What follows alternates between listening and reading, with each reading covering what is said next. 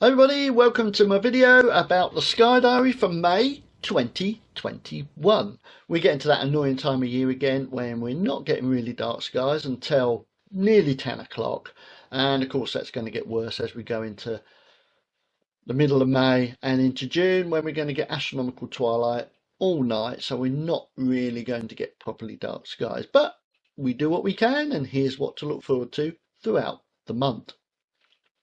Don't forget, if you do find the sky diary useful, please like the video, and of course don't forget to subscribe to my channel.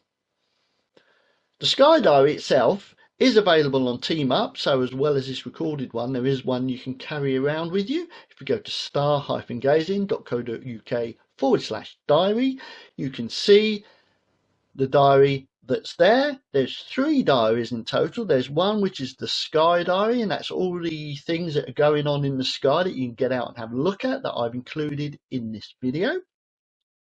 There's the red one, which is space activities and events, so that's showing you all the things that I know that are going on, astronomical events that you can attend. Of course, at the moment most of them are virtual because of the situation, but hopefully as we go into June, July and onwards, we should be able to physically get together. So I'm going to be putting events that I hear about all on that calendar as well.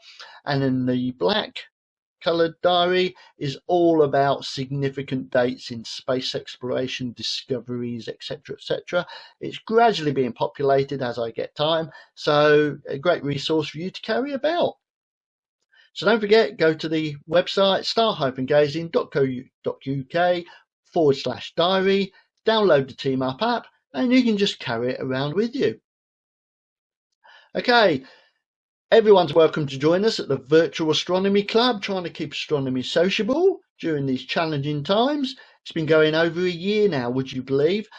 But I do intend to carry it on once we get past all this absolute madness. So come and join in, come and join the astronomy fun. We meet on the 1st and the 3rd Tuesday of the month at 7 p.m. British Summer Time, 6 o'clock Universal Time.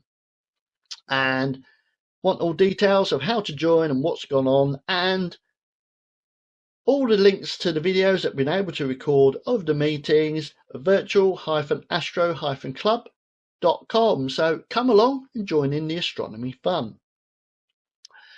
Okay, so let's start looking at what stars are visible and the constellations you can see throughout the month. So this is set for mid-month at 2200 Universal Time. Don't forget to add an hour for British Summer Time. So this is looking north, and they are the circumpolar constellation, and circumpolar constellations never set from your latitude. So from my location, about 52.5 degrees, these are the constellations that are always visible, because Polaris is close to the North Celestial Pole, so therefore it stays in the same place. So everything within a certain distance of Polaris will go round and round, and they'll never set from this latitude. So we've got Ursa Major and Ursa Minor, the 2 bears. You've got Ursa Major, the Great Bear, Ursa Minor, the Little Bear here, of course. And then meandering between those 2 is Draco, the Dragon. Down below, closest to the horizon, is Cassiopeia. So you can see Cassiopeia, that's the lowest it ever gets in our night sky. So you can see it's fairly low to the horizon, as is the Milky Way. And that's why we can see all these galaxies at this time of year, because we're looking out of the Milky Way and seeing all those wonderful galaxies. But we'll come to those in a little while. So there's Cassiopeia, the W or M shape, depending on how you're looking at the constellation at what time of the year. And you've got Cepheus, which I always think looks like a child's drawing of a house. Here's the house itself, and here's the roof. And then you've got Camelopardalis, which is the giraffe in here. Very indistinct constellation. So see if you can pick that one out, because that's quite a challenge to see in there. Okay, looking south at the same time of night, these are the stars that are at their highest, although Hydra is getting quite low by this time, so that's starting to disappear. Crater and Corvus, they're low in the southern sky, but they never really rise very high from our location anyway. So that's Crater the Cup and Corvus the Crow on the back of Hydra. here. Leo is a bit higher up, but it will start to get lower as the month goes on, so make the most of that area and all those galaxies just under the body of Leo here while you're there. And Comet Leonard, of course, loads and loads of galaxies in there, and that's going to stay high for quite a while at the moment. And then Virgo down here with the bright star Spica at the bottom here, and then above there you got Boötes, so we're getting back into an area of sky where there aren't too many galaxies.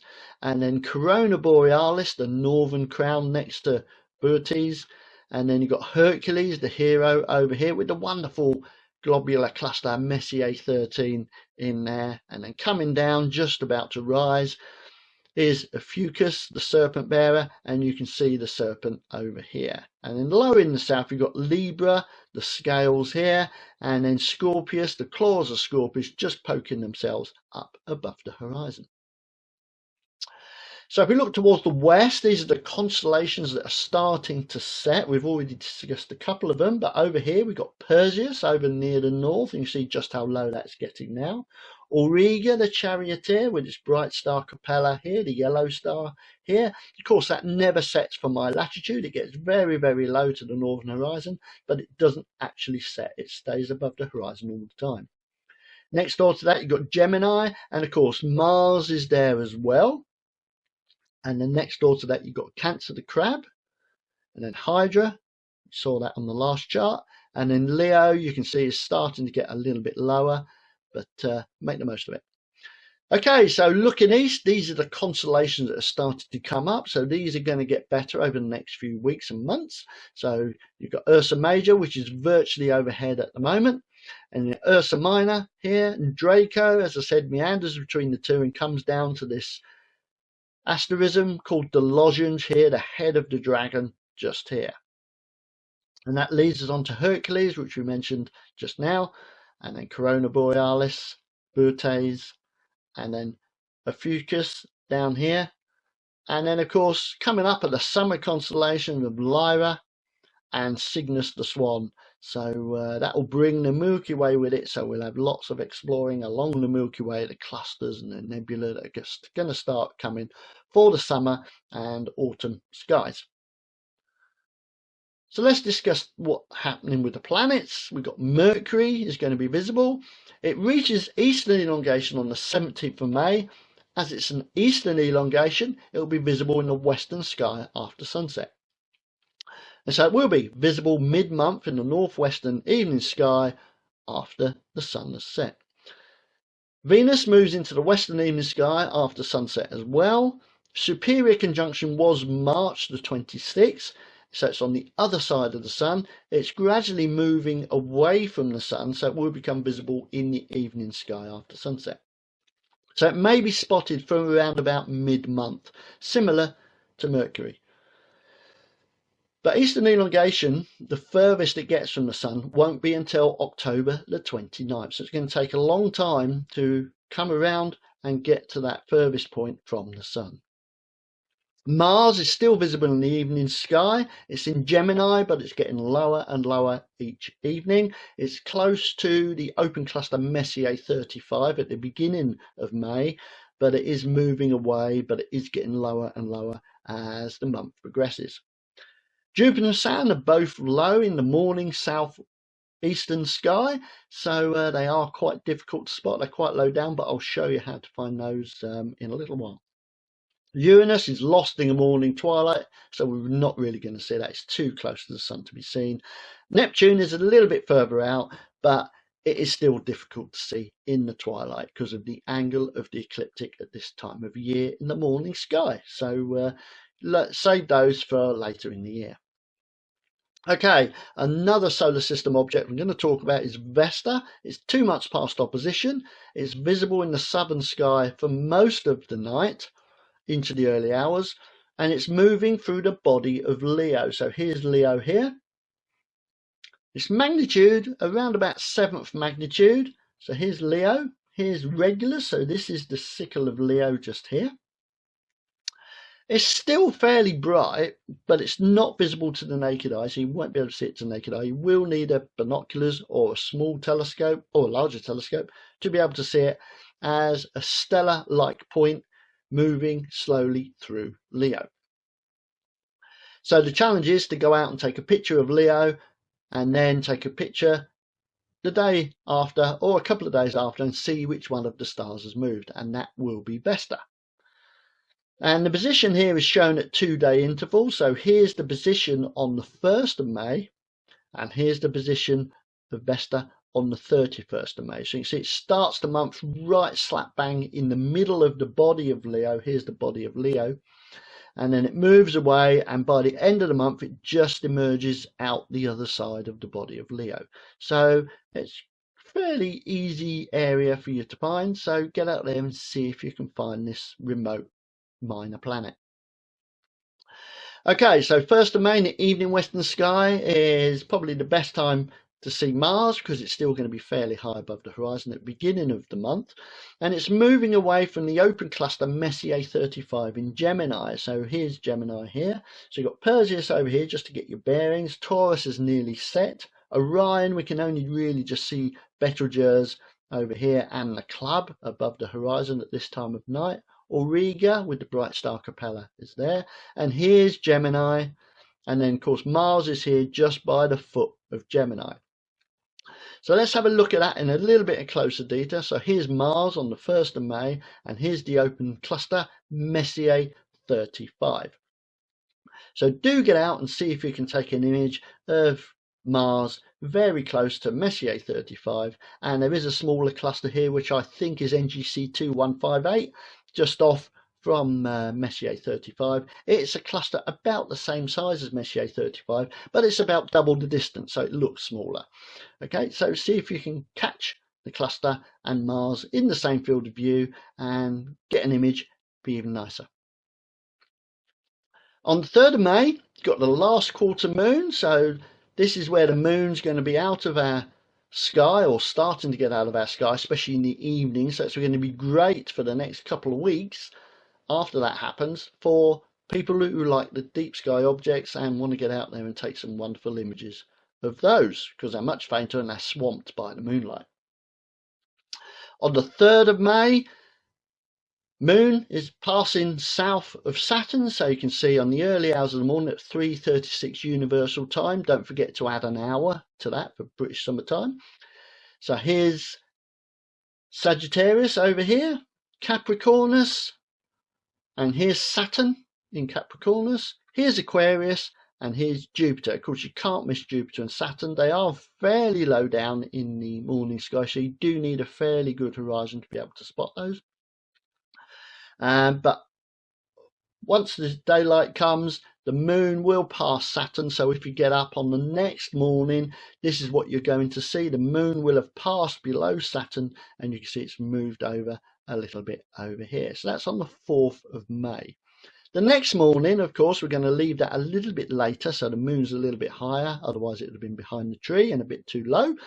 So this is about 3:45 universal time, and you can see the moon's almost below Jupiter at this time of the morning. So be a nice view to have a look and see if you can spot that. On the 6th of May, we got the maximum of the Eta Aquarid meteors. They've got what they call a zenithal hourly rate, or the ZHR, of 40 meteors per hour. The trouble is the radiant, which is just here, very near this asterism of the water jar in Aquarius, is really low at that time of the morning. So you're not going to see 40 per hour, I'm afraid. You might see 5 or 6, maybe 10 if you're really lucky. But it might be worth getting up and seeing if there's some meteors visible at that time of the morning in the early hours of the 6th of May. Of course, it is active for some days either side of that, but this is when the maximum is due to occur. And then, of course, that evening, if you look out towards the northwestern sky, just before 8 o'clock in the evening, universal time, so it's 9 o'clock British summertime, is going to be your best chance to spot Mercury and Venus after sunset. So here's Venus, really, really bright. So you should be able to spot that, but don't leave it too long because you can see how close it is to the horizon. It's going to set really quickly once it gets dark. And here's Mercury. Okay, so see if you can spot those two over in the western sky on the 6th of May, just before 8 o'clock in the evening, universal time, 9 o'clock British summer time. Okay, 11th of May is new moon, so this is when the moon's completely out of the way. So we're going to have nice dark skies, or as dark as this time of the year can allow us, of course. We got a ridiculously crescent moon visible close to Venus. So here it is on the 12th of May, less than a day afterwards, at about 7:51 universal time. And you can see this absolutely ridiculously thin moon. So get out there, make sure you got a really low western horizon and have a look and spot Venus. And if you spot Venus, have a look below it and you should see this wonderfully thin crescent moon, which would be absolutely glorious to spot. It's only 0.9 days old, so it's less than a day old and only 0.9% illuminated by the sun. So get out there on the 12th of May, just before 8 o'clock in the evening, universal time, 9 o'clock British summer time, and see if you can spot this wonderful crescent moon. It will be in the twilight, it will be a challenge. Binoculars or a telescope will help, so get out there and see if you can find it just below Venus. On the 13th of May, it's going to be a little bit higher up. So here's Venus. So it's gone from here to here over the course of that day. So here's Venus. And it's 1.8 days old. So it's double the age of the day before. But it's 3.5% illuminated. So it's quite a bit thicker, but still a really nice thin crescent. And of course, we should get some wonderful earth shine on that as well at that phase, because it'll be up in a bit of a darker sky. So when it gets a bit lower, the sky will be darker, so we should be able to see that wonderful earth shine, the light from the earth shining on the dark side of the moon and illuminating that really nicely. And once you've found the moon, see if you can spot Mercury right next to it as well. So that should be a really nice view, provided we get some clear skies. On the 17th of May, Mercury reaches eastern elongation. This is the furthest it's going to get from the sun, but it will be easy to spot once Venus is set. So this is the view at about 18 minutes past 8 in the evening. Don't forget, 18 minutes past 9 British summer time.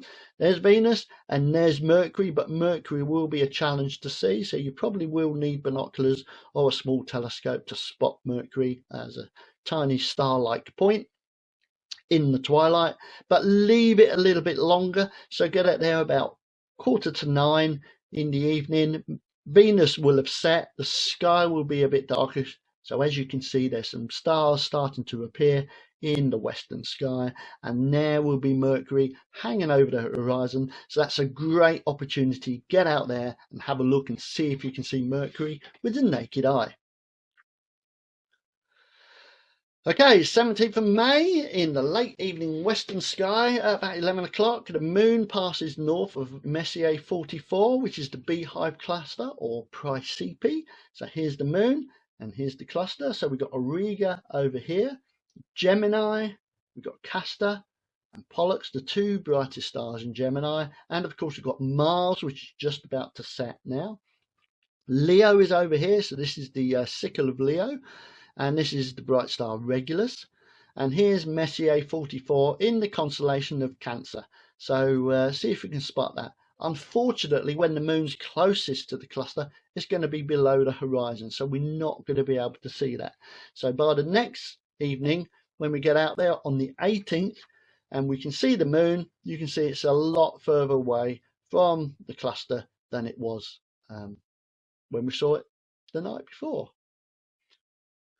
Okay, 18th and 19th of May, the Lunar X is visible. So this is around about first quarter moon, or just before.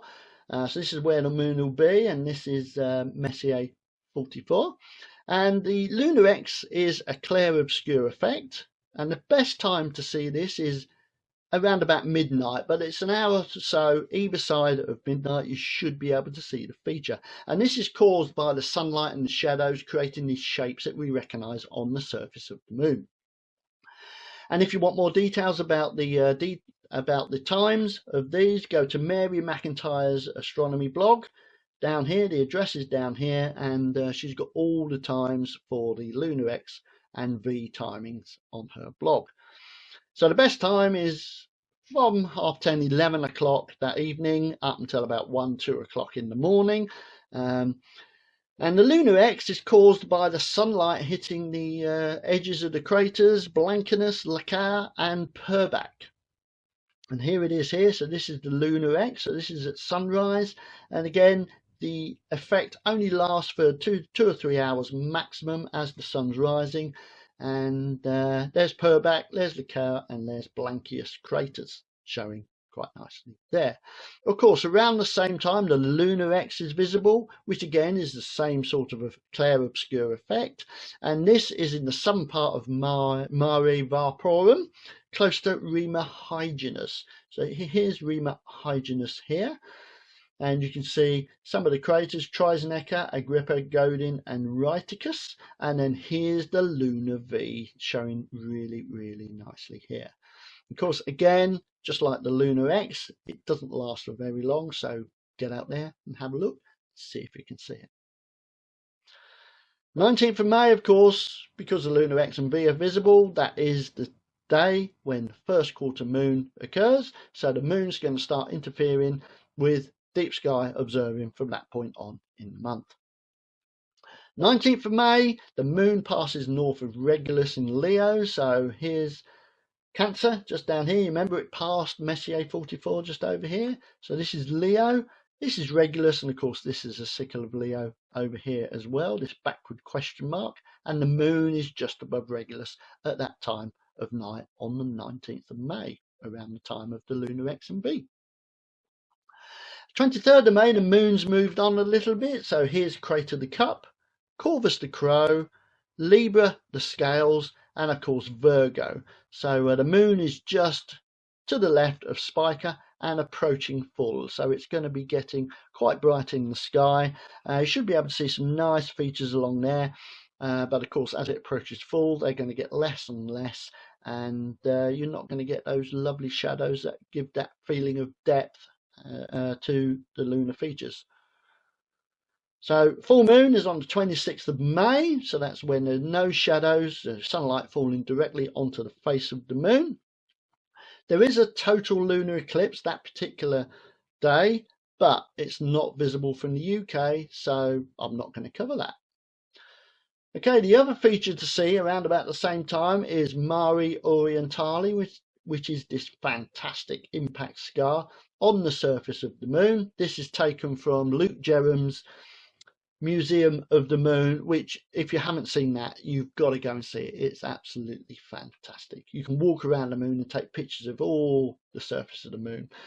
So here's my picture of it taken from that art installation, and you can see it's a beautiful circular feature on the surface of the moon.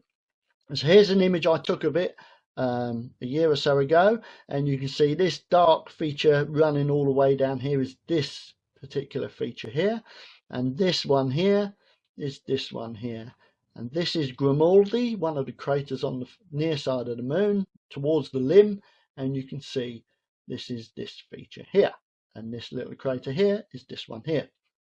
So just to get your orientation.